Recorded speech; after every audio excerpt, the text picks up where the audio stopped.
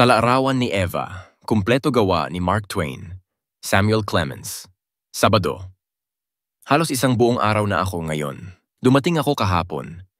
Iyon ang tila sa akin. At dapat nga, para kung may isang araw bago ang kahapon, wala ako nung nangyari yun, o dapat kong tandan. Maaring ito ay siyempre na nangyari ito at hindi iyon napansin. Napakahusay. Ito ay magiging maingat ngayon.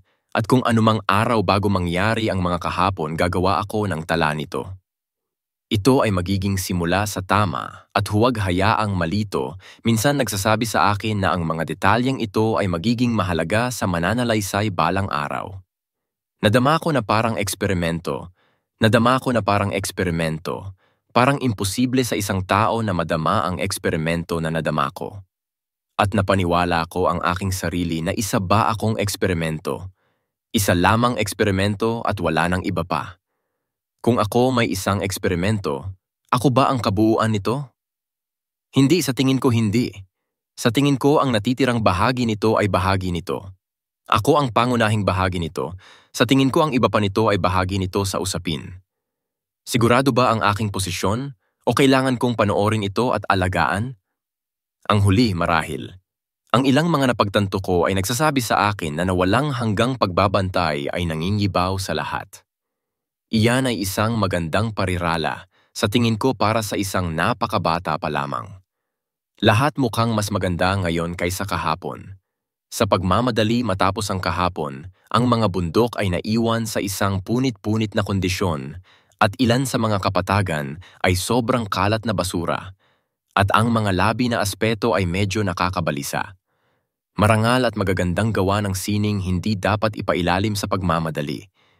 Itong matalinghagang bagong mundo ay tunay na isang pinakamarangal at magandang gawain.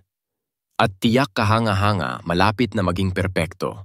Sa kabilang ikli ng panahon, napakaraming bituin sa ilang lugar at hindi sapat sa iba. Ngunit iyon ay maaaring malutas sa kasalukuyan, walang duda. Lumuwag ang buwan kagabi at dumulas pababa at nahulog sa labas ng panukala isang napakalaking kawalan. Dinurog nito ang puso ko sa kakaisip nito. Walang ibang bagay sa mga palamuti na maihahambing dito para sa kagandahan at kabuuan. Ito ay dapat na pinagtibay ng mas mahusay. Kung maibabalik lang natin. Pero syempre walang makapagsasabi kung saan napunta. At bukod pa, kung sino man ang makakuha nito ay itatago ito. Alam ko kasi gagawin ko mismo.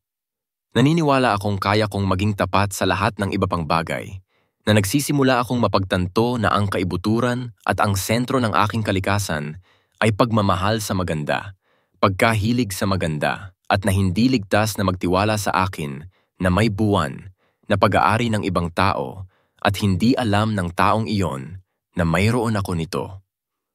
Kaya kong isuko ang buwan na natagpuan ko sa araw dahil dapat akong matakot na may tumitingin.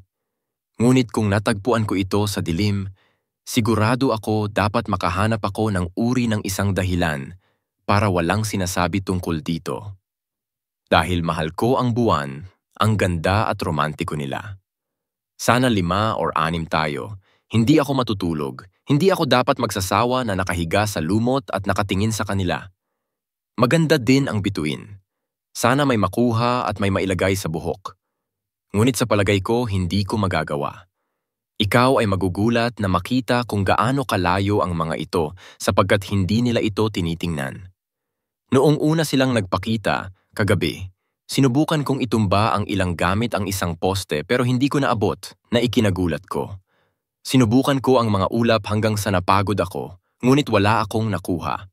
Ito ay dahil kaliwiti ako at hindi makapagtapon ng mabuti.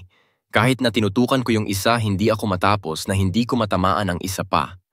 Bagaman may mga tira ako na muntik na tinamaan, para nakita ko ang itim na bahid ng lupa mismo sa gitna ng mga gintong kumpol 40 o 50 beses. Kulang lang sa kanila at kung kaya kung magtagal ng kaunti baka makakuha ako ng isa.